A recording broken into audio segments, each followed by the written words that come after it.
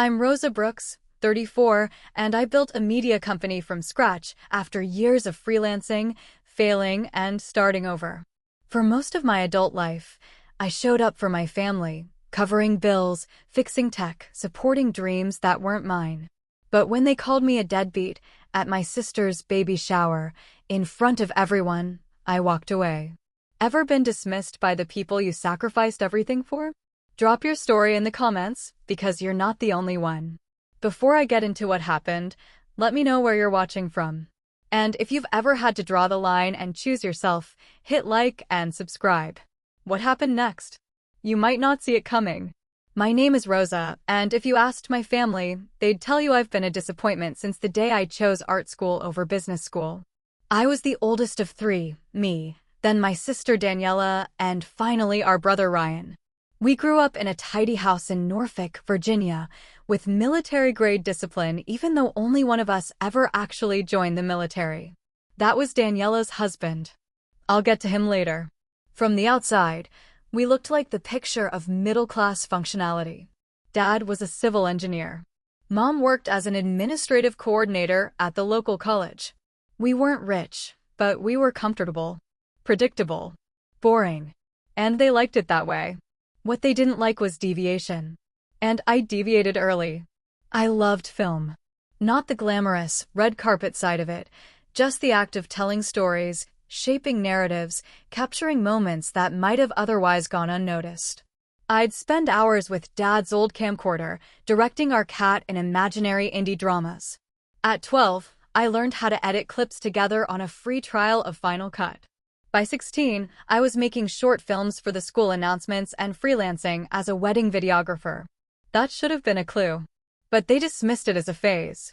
You're smart enough to do something real, Dad said when I got my first acceptance letter from a liberal arts college with a digital media program. Don't waste it. Daniela, on the other hand, followed the blueprint: honor society, business degree, internship at a defense contractor, then straight into a logistics role at a company with government contracts. She married Lucas, who started as a Navy officer and rose steadily through the ranks. By 30, she had a mortgage, a golden retriever, and a baby registry. And me? I was still figuring it out. That was their favorite way to describe me. Rosa's figuring it out. Rosa's doing her little projects. They said it like I was living out of a storage unit and chasing MLMs. In reality, I was grinding through freelance gigs, teaching myself business on the fly, and building a small, loyal audience around storytelling and documentary content. It was slow, messy. I reinvested everything I made back into gear, hosting platforms, editing tools. There was never any extra. But I kept showing up. Every Thanksgiving, every birthday, every Father's Day. I'd drive down from DC with a homemade dish and a smile, and they'd still ask me if I was still doing those videos. Like I hadn't just come from shooting a mini-doc for a nonprofit or wrapping up a contract with a small network.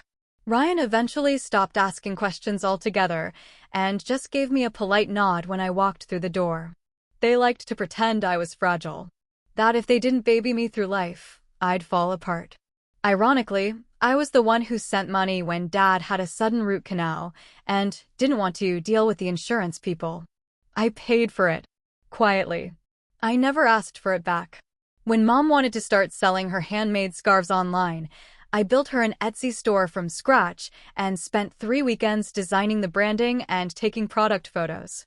She thanked me once and then complained later that I made the site a bit too modern. That was the theme, really. I was useful until I made them uncomfortable. They didn't know the months I spent living off canned beans in a sublet while trying to land consistent clients. Or how many times I had to choose between keeping my editing software subscription and paying my phone bill on time. They didn't see any of that. What they saw was someone who didn't wear heels to family functions, didn't have a 401k, and couldn't explain her job in one sentence at barbecues. Daniela had a glow around her. She was the favorite. There wasn't even any resentment about it anymore, it was just fact. Even when we were kids, she was the one Mom saved the last cookie for. The one Dad took to Home Depot to teach her real-life stuff. When Lucas proposed to her at a vineyard in Charlottesville, My parents framed the engagement photo before I even got the official announcement. When I told them I got accepted into a media fellowship program in New York, fully funded, highly competitive, Mom said, "Is that stable? I mean, what happens after?" I hadn't even packed a bag yet, and she was already mapping my failure. I wasn't blind. I saw how they looked at me, like I was their experiment that didn't quite pan out. The daughter who kept them guessing. The one they couldn't brag about at church. When I hit 30 and still didn't have a ring or a title that ended in manager, I became the punchline. Even the dog earns more, Dad said once when I joked about being between projects. It was supposed to be funny. It wasn't. Still, I didn't stop showing up. I figured if I just kept doing the right thing, calling on birthdays, offering help when needed, brushing off the jabs, they'd eventually see me. Really see me. I held on to that for too long. There was this one moment, maybe a year ago, that stuck with me. We were sitting around after dinner and Lucas started talking about military protocol. He'd just returned from a deployment. Dad leaned in, nodding, asking all these detailed questions. I chimed in, mentioned a piece I'd seen on veterans transitioning to civilian life, something I'd been researching for a doc. Lucas said, "That's cute. You guys make those little awareness pieces, right?" Dad laughed. "The internet's full of that stuff." I smiled. I said nothing. The irony was, at that very moment, one of my pieces was being pitched to a national outlet. Another had quietly gone viral among veterans groups. But in that room, I was just Rosa, the artsy one. The dreamer. The one who never quite got it together. When I think back to those years now, before everything changed, I don't feel angry. Just tired. Tired of justifying my work. Tired of explaining that success doesn't always wear a name tag or come with a corner office. Tired of acting like their approval was the only currency that mattered. I spent over a decade quietly building something from nothing. No seed money. No family backup plan. No shortcuts. Just long nights, failed uploads, missed gigs, and stubborn perseverance. But to them, I was still the one who never quite measured up. What they didn't realize was that the world outside their living room had started to take notice. And soon, someone they did respect would say something that would make them go completely silent. But that moment wasn't here yet. For now, I was just the daughter in the back seat, listening to Dad say I was a waste of potential while Mom nodded along. Still, I showed up. Every time. It didn't happen all at once. It never does. The shift started slowly, almost invisibly, like a draft sneaking in through a cracked window. I used to think I was imagining it. The way conversations would stop when I entered a room. The way Daniela would glance at my clothes like she was checking for lint. But over time, the subtlety faded. They weren't even trying to pretend anymore. One Thanksgiving, we were all seated around the table, and the topic turned to jobs, as it always did. Daniela was explaining how Lucas had just completed another leadership rotation, something about force readiness or logistics management. I don't remember the specifics, just that everyone listened like he was reciting gospel. When it was my turn, Mom looked down at her plate and started cutting her turkey into microscopic pieces. I said I'd just wrapped up a multi-part series for a veteran reintegration nonprofit, something I thought they'd appreciate, given the military connection. Before I could finish, Daniela cut in with, "Still playing YouTuber, huh?" No smile. Just the words. Delivered flat, like she was confirming a suspicion. Dad laughed. Not a polite chuckle, but one of those deep belly laughs that told me he thought she nailed it. "At least the dog has a retirement plan," he added, nudging my brother. Ryan grinned, fork halfway to his mouth. Not a single person spoke up. Not even Mom, who usually tried to paper over things with some half-hearted comment about different paths. I pushed my food around my plate and said nothing. That was becoming my default at family gatherings, sitting through their backhanded comments and smirks, pretending I didn't hear. I figured if I stayed quiet, they'd get bored and move on. They didn't. When Daniela married Lucas, everything got worse.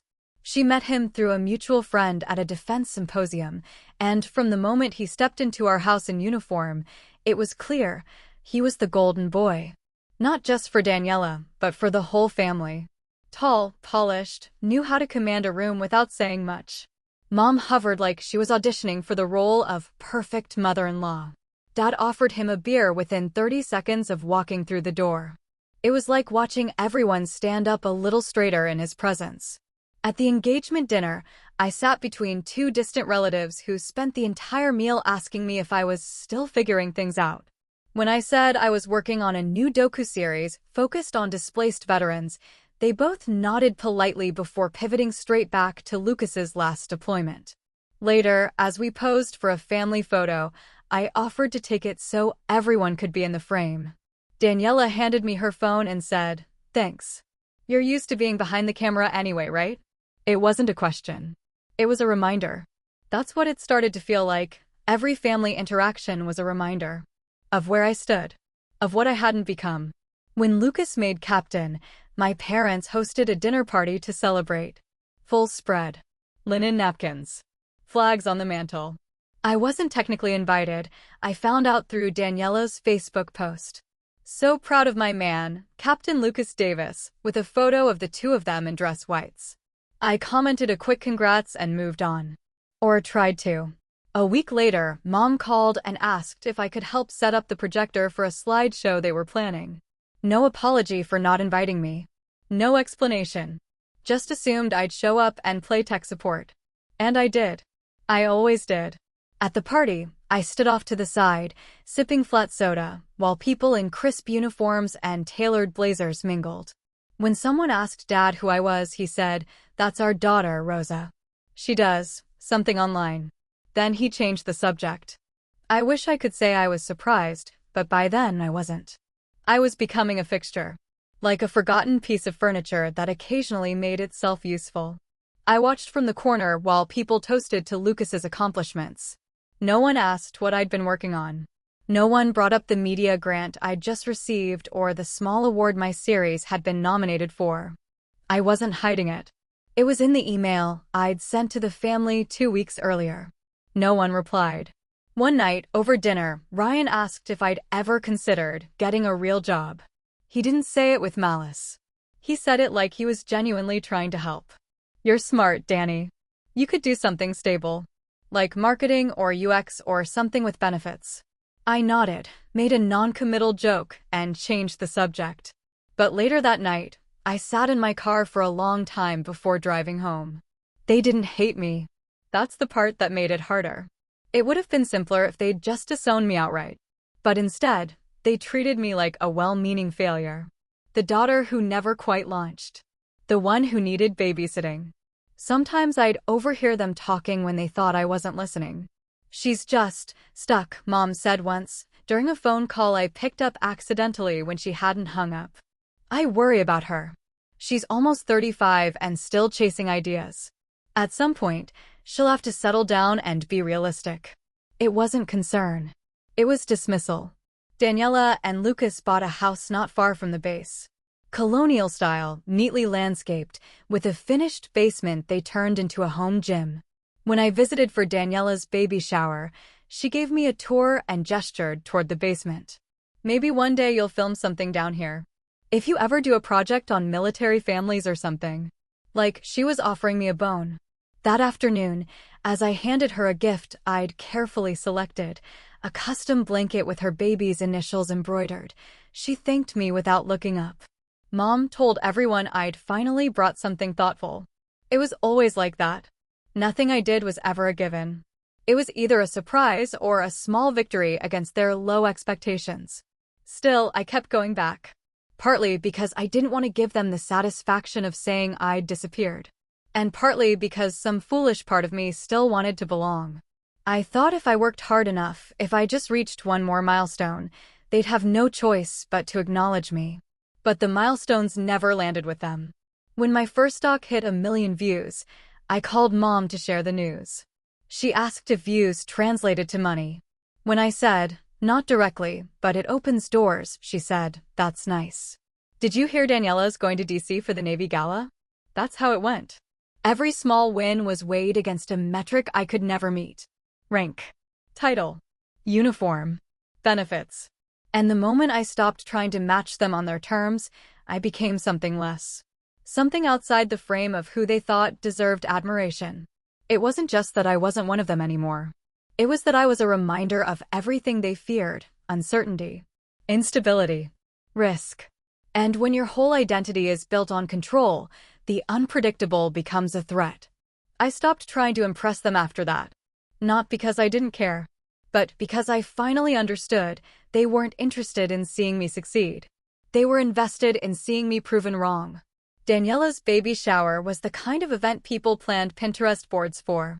Everything was on theme: navy and blush color palette, monogrammed cookies, soft jazz playing from hidden speakers. Even the punch had floating slices of grapefruit and sprigs of rosemary. Daniela looked perfect, all glowing and well-dressed in a designer maternity dress. Lucas stood next to her like a display model for military pride, shaking hands and smiling politely. It was more of a networking mixer than a shower. I showed up because I always did. I'd spent the night before finishing a freelance edit and woke up late, so I barely had time to steam my dress or fix my hair.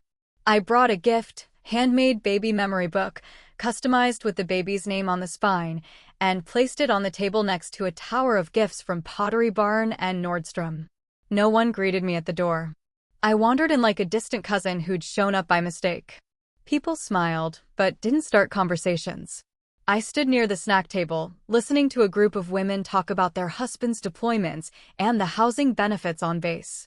The military was its own ecosystem, and I didn't have clearance.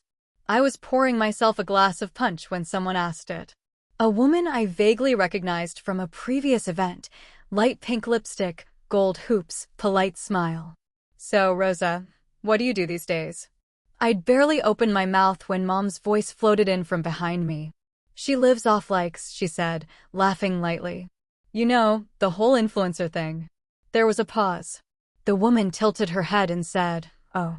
Then Dad added from across the room, louder than he needed to, "Deadbeat with a camera. But at least she's good with iMovie." The group around us laughed.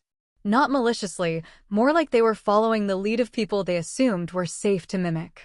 I don't remember what I said. Maybe nothing. I smiled, nodded, excused myself to check my phone even though no one had texted me. That was the moment I knew something had shifted permanently. It wasn't a misunderstanding anymore. It wasn't a family that just didn't get my work. It was derision. It was mockery. And it was public. No one followed me when I stepped outside. I sat in my car with the engine off, windows rolled up, and stared at the steering wheel. I waited for the heat to become unbearable before driving away. No one called. Not that night. Not the next day. Not even Daniela. The following week, I tried to shake it off. I buried myself in a project I'd been planning for months, an interview series highlighting veterans launching small businesses post-service. I'd pitched it to a few independent media outlets and gotten some early interest. My team was small, just me, a freelance sound editor, and an intern, but we were tight. Focused. It felt like something real. Then came the military gala. I wasn't invited. It took me a while to realize it. I didn't get an email. No text. Not even one of those mass-forwarded digital invitations. I found out through Daniela's Instagram story, a slow pan of the venue, the caption reading, "Proud of Lucas." #military family, #service and honor. Everyone was there. My parents, of course. Ryan. Aunts, uncles, cousins. It was the kind of event my parents never missed, any excuse to show off the successful branch of the family tree. I stared at the video for a long time. Rewatched it. Checked the background for any clue that maybe it wasn't that gala. But it was. At first, I thought maybe they assumed I was too busy. Or that I wouldn't want to come. But then I saw the group photo. A full family lineup.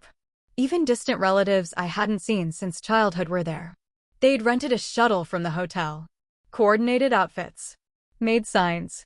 I hadn't been forgotten. I'd been excluded. I didn't text anyone. I didn't ask why. There wasn't a version of that conversation that would lead to anything useful. They'd show me who they were. It was time to stop asking them to explain it. The irony came a few days later when I got an email from a friend in PR. She was coordinating last-minute speakers for a panel at, of all places, the same military gala. Their original panelist had dropped out, and they needed someone who could speak to digital storytelling and its role in bridging military-civilian narratives. "Any chance you're free this weekend?" she wrote. "You'd be perfect. It's a paid panel. Small honorarium, but big audience." I looked at the name of the event and froze. It was the same one. Same date. Same hotel. I said yes. They didn't know I was coming. Not Mom. Not Dad. Not Daniela. Definitely not Lucas. I didn't mention it to anyone. I treated it like any other professional gig. I prepared my talking points, polished my slides, had my badge printed under my media company's name. The day of the gala, I arrived through the back entrance, the way vendors and staff typically enter. I wasn't there for cocktails or photo ops. I was there to work. The ballroom was enormous. Flags lined the stage. A string quartet played soft music near the entryway.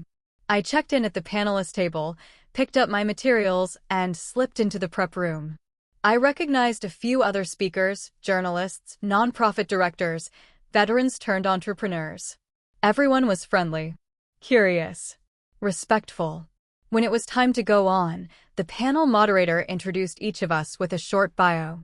When she got to me, she said, "Rosa Reed is the founder of Echo North Media, a digital storytelling company focused on elevating underrepresented voices in the veteran community. Her work has been featured by multiple independent outlets and has helped secure funding for over a dozen veteran-run businesses." I stepped on stage to polite applause.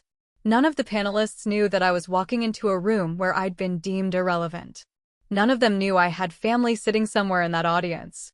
During the panel, I spoke about how storytelling shapes public perception, how digital media can bridge institutional gaps, and how platforms, when used with integrity, can amplify stories that would otherwise go unheard. I referenced one of our case studies about a veteran navigating PTSD and entrepreneurship. The moderator nodded. One of the other panelists made a note. It wasn't groundbreaking, but it was solid, grounded, real. Afterward, as I stepped off stage, someone called my name. "Rosa?" I turned. "Lucas." He looked surprised, then genuinely confused. "I didn't know you were here," he said. "I was on the panel," I replied, calm. He nodded slowly. "That was impressive. Didn't expect that." He said it like a compliment, but it landed like a revelation. Before I could respond, someone else approached, a tall man in dress blues, silver stripes on his sleeves. He looked at Lucas, then at me. "You're the one behind the Echo series, right?" he asked. "We used those videos during our onboarding last quarter." "Brilliant work." I nodded. "Thank you." He offered a hand. "Rear Admiral Joseph Blackwell. My team's a fan." Then, before turning back to Lucas, he gave me a brief, formal salute. "She's a legend," he said. "I'm glad she's finally being recognized." I didn't look at Lucas. I didn't need to. I turned and walked away. Quietly. No fanfare. No announcement. That was the moment everything started to shift. Not because I said anything, but because someone they respected said something first. After the panel, I didn't hang around for drinks or small talk. I walked straight out of the ballroom, heels clicking against the marble floor, past the caterers refilling trays and a group of officers laughing near the elevators. My badge lanyard was still around my neck. I stuffed it into my coat pocket as I stepped into the cold. Outside the hotel, the air felt heavier than it should have. It was one of those spring nights that couldn't decide between winter and summer. I stood there for a while, hand wrapped around the strap of my bag, staring out at the parking lot. The adrenaline was still in my system, but it wasn't excitement. It was something else, disbelief maybe, or fatigue. I pulled out my phone and checked for messages. Nothing from Daniela. Nothing from Mom. Not even a question about what I was doing there or how I ended up on stage. They'd seen me. I knew they had. But as usual, they'd decided silence was easier than reckoning. I was about to call a rideshare when Sarah walked out the doors behind me. She'd stayed back to coordinate something with the event staff. "You okay?" she asked, falling into step beside me. I didn't answer right away. I was trying to find the right words, but all I could manage was, "I shouldn't have come." She shook her head. "No. You absolutely should've. That room needed to hear you. I nodded, but it didn't land. I wasn't questioning the work, I knew it mattered. I just didn't know why it still hurts so much to stand on that stage and know my own family was sitting in the crowd, pretending I wasn't there. Sarah waited a beat, then said quietly, "You're not here for them. You're here because you earned it." She always had a way of cutting through my noise. I exhaled slowly. The lights from the hotel reflected off the windshield of my car across the lot, still parked in the staff section. For a second, I imagined walking back inside, finding my parents, forcing some kind of acknowledgement. But I was too tired. Not physically, exactly. Just tired of that particular kind of silence. The kind where people decide you're invisible and expect you to thank them for not looking directly at you. I hugged Sarah goodbye, promised to text when I got home, and made my way to the car. The second I sat down, the exhaustion hit me like a wave. Not just from the event, but from everything leading up to it, the baby shower, the jokes, the exclusions, the years of effort just to be seen as legitimate. On the drive back to DC, I kept replaying Lucas's face when the Admiral saluted me. That flash of surprise. It hadn't been mean or jealous. Just confused. Like I'd broken a rule no one told me I was allowed to touch. I wasn't supposed to be validated by someone with real authority. Not in their world. That night, I didn't sleep much. I sat on the couch with my laptop open, scrolling through old email threads with clients, testimonials from nonprofits, contracts I'd signed, videos I'd edited that had quietly gone viral. Not to brag to myself. Not to tally up achievements. But to remind myself that none of it had been imaginary. I'd built something. On my own terms. Without a map, without backup, without the family safety net that everyone else seemed to have tucked away for emergencies. And I'd let them, my parents, Daniela, even Lucas, convince me for years that what I was building didn't count. I wasn't bitter. Just stunned. At how long I'd let their standards become my own. They were never going to understand digital storytelling. Or audience metrics. Or how a 3-minute video could reach more people than a room full of uniforms and speeches. That wasn't their fault. But it wasn't mine either. For so long, I'd walked into those family gatherings like I was presenting a case. Trying to find the right combination of updates and explanations that would finally win them over. Like if I could just word it right, make the right short film, get the right mention, land the right client, they'd nod and say, "We were wrong. You did good." But they weren't judges. They were just spectators with bad seats and even worse hearing. And I was done performing for them. That week, I cleared out my calendar. Nothing dramatic, just canceled the next few casual visits I'd been guilted into attending. Ryan's birthday dinner. A brunch Daniela had vaguely mentioned. I needed space. Not forever. Just long enough to reclaim the parts of me that still shrank when Dad made jokes or Mom changed the subject. I also changed the password on the family photo archive I'd built for them years ago. Back when I thought curating memories might make them remember I was more than a disappointment. No one ever thanked me for maintaining it. They just assumed it would be there. A few days later, Daniela texted. Short. Saw you were on that panel. Didn't know you were involved with the gala. Looked cool. No question mark. No follow-up. I waited 2 hours before replying. Yeah, it was. That was it. No invitation to talk more. No asking how I got there or what I spoke about. Just an obligatory check-in once it became impossible to pretend I wasn't doing something real. And honestly, I didn't need more. That same afternoon, I got an email from someone on the Admiral's team. Said he wanted to discuss a possible media collaboration with my company. Something longer form. More internal storytelling. With a budget. I stared at the screen for a full minute before I responded. Not because I was surprised, but because I'd stopped thinking anything good could come directly from that world.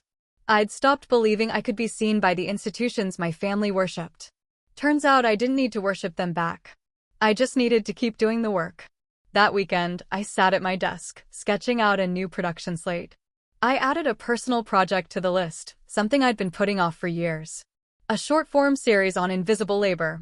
The kind daughters do for families who never really see them. I didn't know if it would go anywhere, but it felt like the right time to make it. There's this quiet thing that happens when you stop asking for recognition from the wrong people. It doesn't feel like a victory lap. It feels like stillness. Like stepping off a stage you never wanted to be on in the first place. That night at the gala, I learned something I should have seen years ago. Their version of success wasn't wrong. It just wasn't mine. And they weren't the ones who got to decide if I'd made it. I didn't make some big announcement. There was no dramatic text, no long-winded explanation about needing space. I just stopped showing up. No more Sunday dinners. No more jumping on a call to help mom reset her email password. No more surprise birthday money for Ryan or bailing dad out when his car insurance lapsed for the third time in a year. I was done playing the responsible daughter in a family that treated me like a cautionary tale. At first, it was quiet. No one noticed right away. I think they assumed I was busy. Or moody. Or in one of those creative funks they liked to blame for my silences. But then the calls started. Mom left a voicemail 2 minutes long. Her voice was tight, like she was trying not to sound emotional. I don't know what's going on with you, Rosa, but the distance is really hurtful. I don't know what we did wrong, but it's not like you to be so cold. She didn't mention the gala. Or the baby shower. Or anything specific. Just pain in the vague, sweeping, non-accountable sense. A day later, Dad sent an email with the subject line opportunity. Inside were 3 job listings: communications associate, office coordinator, marketing specialist. Each one had a predictable salary, required a resume template I hadn't used in a decade, and offered stability and benefits. Thought you might want to consider something more long-term, he wrote. Doesn't hurt to have a backup plan. Daniela's text came next. Not out of the blue, but close. Just one sentence. It's hard to respect what you do when you act like you're better than us. That one stung. Not because she was right, but because it revealed what she'd been thinking all along. I didn't respond to any of them. I let the silence stretch. Not because I was punishing them, but because that silence finally felt like a boundary. Something I could stand behind. Something that protected me from being pulled back into their version of me, the underachiever, the problem, the family PR liability. Meanwhile, everything I'd been working on started to move. Fast. A 3-part docuseries I'd been producing on military reintegration quietly took off. At first, it was just organic shares, veterans passing it along to their networks, mental health organizations using it in workshops. But then one of the clips hit 1 million views in under 48 hours. Then 2. Then 10. I was invited to speak at a veteran advocacy summit in DC, and the organizers asked if I'd be willing to consult on a wider national campaign. Paid. Fully credited. All expenses covered. I said yes. A week later, I got an email from someone at the Department of Defense. The Admiral. The same one who had saluted me at the gala. His office had seen the series. Apparently, it had sparked internal conversations about how the military tells its own stories and who gets to shape them. They wanted to meet. I sat with that email open for nearly 10 minutes before responding. Not because I was surprised, but because of what it represented. A door that had always been closed to me because I wasn't part of their world was opening, not because I knocked harder, but because I built something too loud to ignore. When the meeting happened, I wore a simple black blazer, kept my notes tidy, and presented a proposal that had been in my drafts for a year. They asked smart questions. I gave clear answers. No one cared that I didn't have a military background or a resume full of government contracts. They cared that I knew how to build trust with people who'd been ignored. That I could take complicated stories and make them human. By the time I walked out of that office, I had a verbal agreement for a long-term contract. Enough money to expand my team. Enough reach to elevate more voices than I ever could on my own. I should have felt triumphant. Instead, I felt grounded. Like something had finally clicked into place. I didn't rush to tell my family. I didn't post it on Facebook or forward the email to Mom with a note that said, "See." They'd stopped asking what I was working on a long time ago. I was done offering answers to questions they'd never asked with real curiosity. But they noticed eventually. I got tagged in a LinkedIn post by one of the campaign leads. A formal press release went out a few days later. My name was there along with the company I'd built, credited alongside institutions they respected, ones they had always treated like the only paths worth admiring. The next time Mom called, she didn't leave a voicemail. Just one missed call, followed by a text, "I saw the video. Congrats. I hope you're not overworking yourself." Dad never mentioned it directly. But a week later, he emailed again. This time, no job listings. Just a link to an article titled "The Power of Veteran-Led Storytelling" with a note. "Thought this might interest you." It was the closest he'd come to saying, "You were right." Daniela didn't say anything for weeks. Then one night, I got a message from her. "Lucas said everyone at his base was talking about your series. Said it made him cry." No apology. No acknowledgement of what she'd said before. Just that. It was enough. Not for a full repair. Not for trust. But enough to show the shift. I didn't text back right away. I let it sit. In the meantime, I hired 2 new producers. Rented a larger studio space with natural light and better soundproofing. Started mapping out a new initiative, one focused on caregiver stories. Stories like mine. Stories that sit at the edge of visibility and ask to be heard without screaming. And for the first time in a long time, I didn't feel like I was chasing approval. I was just building. Moving forward. Quietly, steadily, without needing to prove anything to anyone but myself. The silence I had once feared had become the space where I could finally hear my own voice. And it was stronger than I thought. It started small. A comment here, a silence there. But the shift was unmistakable. Mom's shop went quiet first. The online store I'd built for her 2 years earlier, the one she barely touched once I handed it over, had started collecting dust. No updates, no new listings, no seasonal content. Sales dropped. Then plateaued. Then stopped entirely. She blamed the algorithm. "It's all changed," she told Ryan over dinner one night, not realizing I was within earshot. "Instagram doesn't show posts in order anymore. And people are just too distracted now. No one values handmade things." I said nothing. She never mentioned that I'd built her the entire infrastructure. That I'd written the copy, photographed the inventory, taught her how to fulfill orders, even emailed her a list of hashtags and marketing tips. Not once did she say, "Maybe I should have listened when Rosa tried to show me how to keep it going." A few weeks later, Dad called. "I was thinking," he said casually, "maybe you could take a quick look at your mom's site. Just to see what's going on." He said it like I hadn't already given them the tools they needed.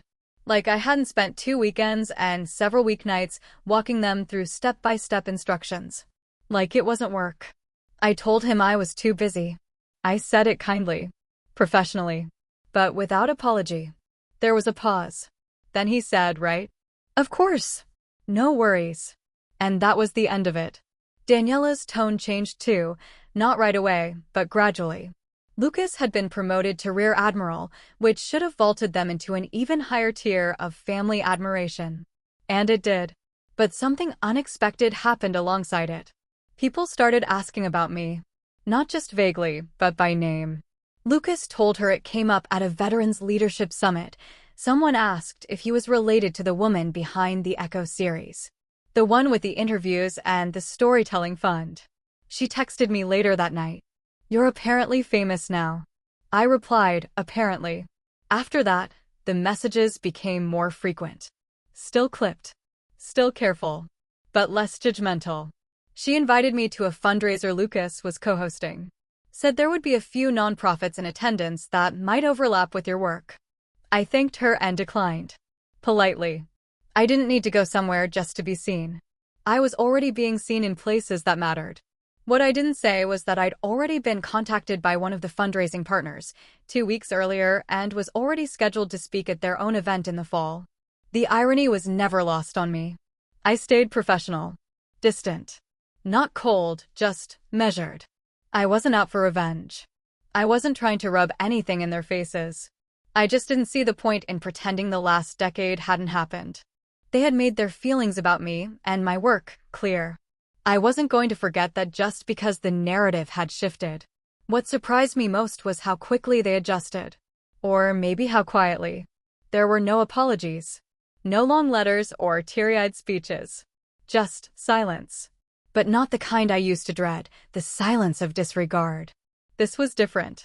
This was the silence of people who finally understood they'd misjudged you and didn't know how to walk it back. I let it stand. I had my own life now, full and busy in ways they'd never fully understand.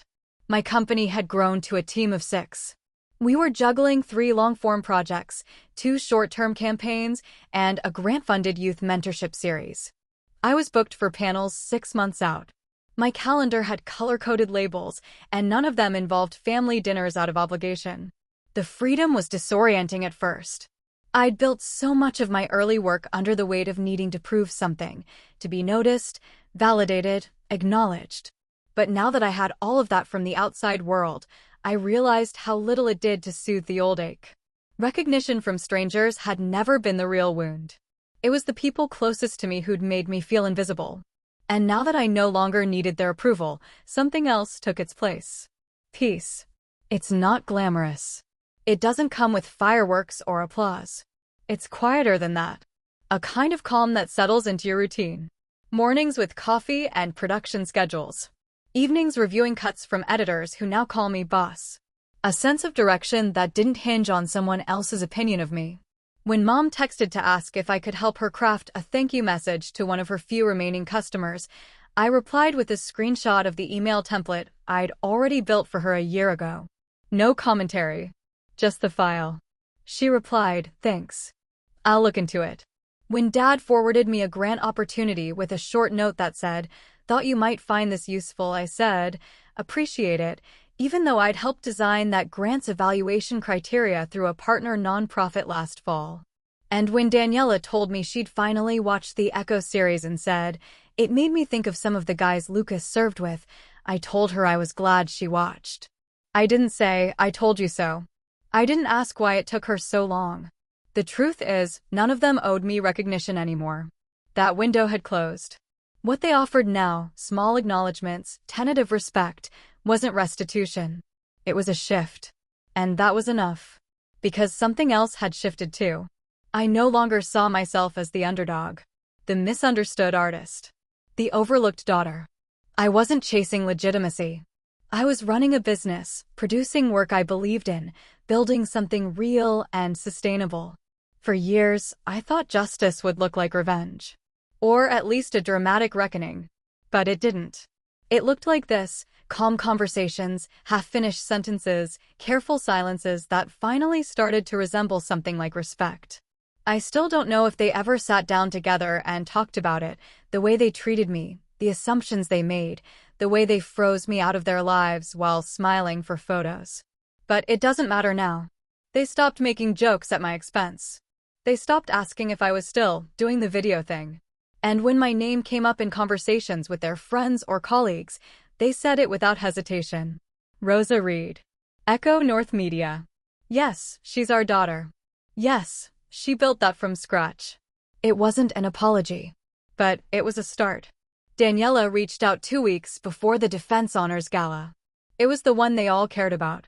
Not a family function or a local fundraiser. This was the event. The one with the real brass, the national coverage, the line of black cars outside a hotel you couldn't afford to glance at in your 20s.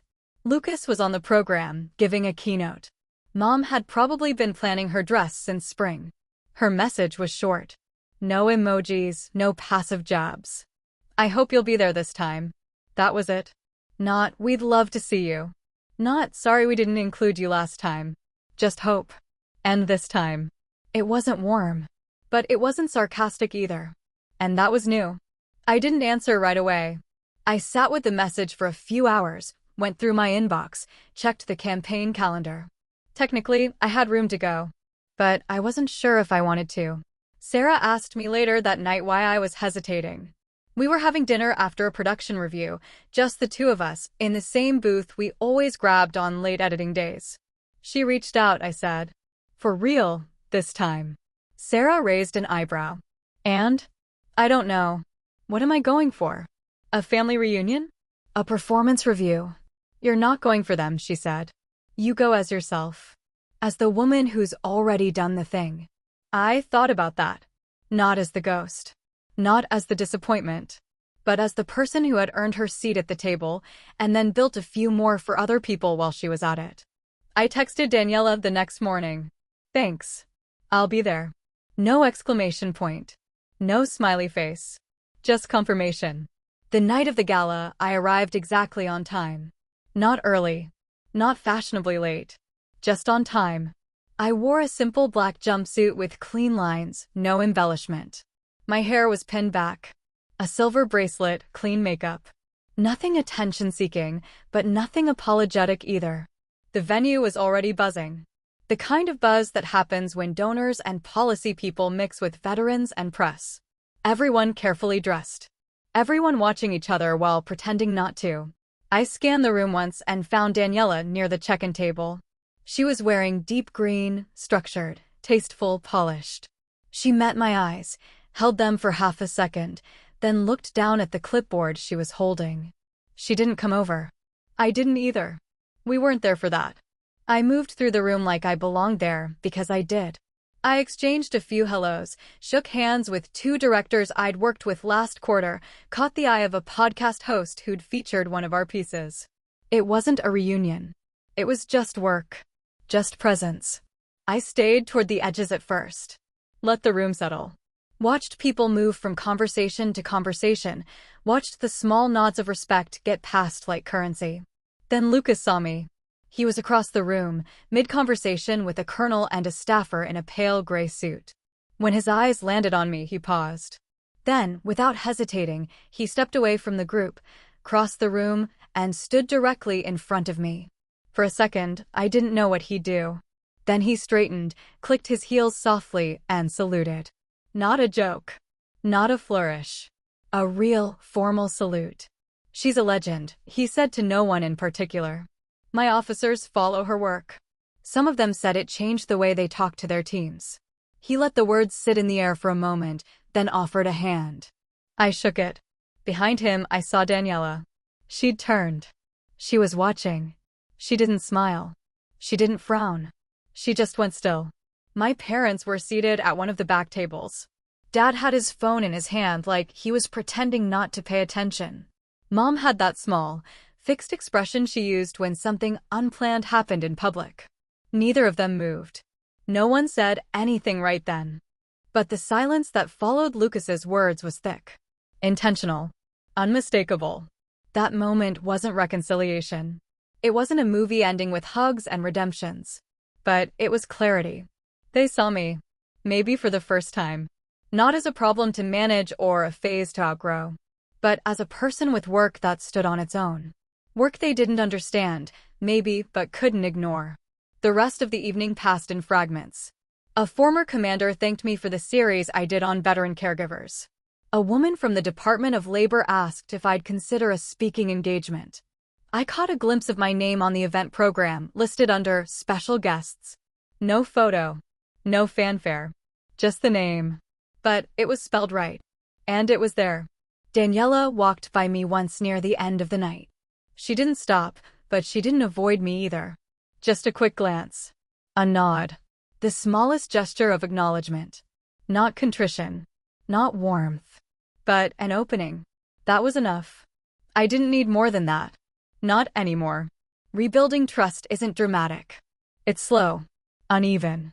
And sometimes it never really goes back to what it was.